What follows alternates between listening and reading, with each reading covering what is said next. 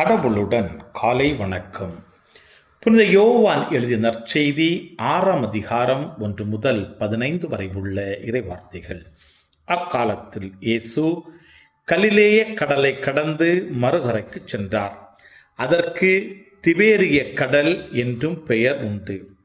உடல் நலம் அற்றோருக்கு அவர் செய்து வந்த அரும் அடையாளங்களை கண்டு மக்கள் பெரும் திரளாய் அவரை பின்தொடர்ந்தனர்.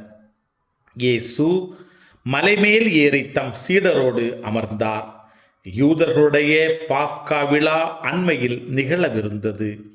இயேசு நிமிர்ந்து பார்த்து மக்கள் பெரும் திரளாய் அவரிடம் வருவதைக் கண்டு, இவர்கள் உண்பதற்கு நாம் எங்கிருந்து அப்பம் வாங்கலாம் என்று பிலிப்பிடம் கேட்டார்.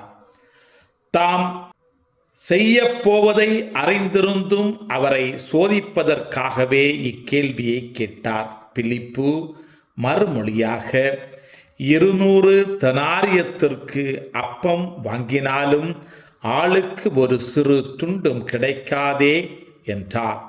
அவருடைய சீடருள் ஒருவரும் சீமோன் பேதுருவின் சகோதரருமான அந்திரேயா, இங்கே சிறுவன் ஒருவன் இருக்கிறான், அவனிடம் 5 வார்கோதுமை அப்பங்களும் 2 மீன்களும் உள்ளன, ஆனால் இத்தனை பேருக்கு இவை எப்படி போதும் என்றார். இயேசு, மக்களை அமரச் செய்யுங்கள் என்றார்.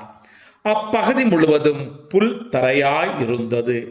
அமர்ந்திருந்த ஆண்களின் எண்ணிக்கை ஏறக்குறைய 5000. இயேசு அப்பங்களை எடுத்து கடவுளுக்கு நன்றி செலுத்தி அமர்ந்திருந்தோருக்கு கொடுத்தார். அவ்வாறே மீன்களையும் பகிர்ந்தளித்தார்.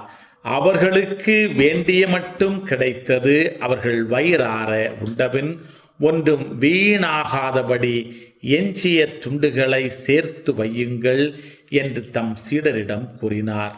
மக்கள் உண்டபின் 5 வார்கோதுமை அப்பங்களிலிருந்து எஞ்சிய துண்டுகளை சேர்த்து சீடர்கள் 12 கூடைகளில் நிரப்பினார்கள். இயேசு செய்த இந்த அரும் அடையாளத்தை கண்ட மக்கள், உலகிற்கு வரவிருந்த இறைவாக்கினர் உண்மையில் இவரே என்றார்கள். அவர்கள் வந்து தம்மை பிடித்து கொண்டு போய் அரசராக்கப் போகிறார் என்பதை உணர்ந்து இயேசு மீண்டும் தனியாய் மலைக்கு சென்றார். கிறிஸ்துவின் நற்செய்தி. இந்த நாள் இனிய நாளாக அமைய வாழ்த்துக்கள். பல பல பல புதுமைகள், பெருமைகள், இனிமைகள் இறங்கிய நல்ல நாள், ஒரு நல்ல நாள், நம் தேவன் தந்த நாள். இது நல்ல நாள், ஒரு நல்ல நாள், நம் தேவன்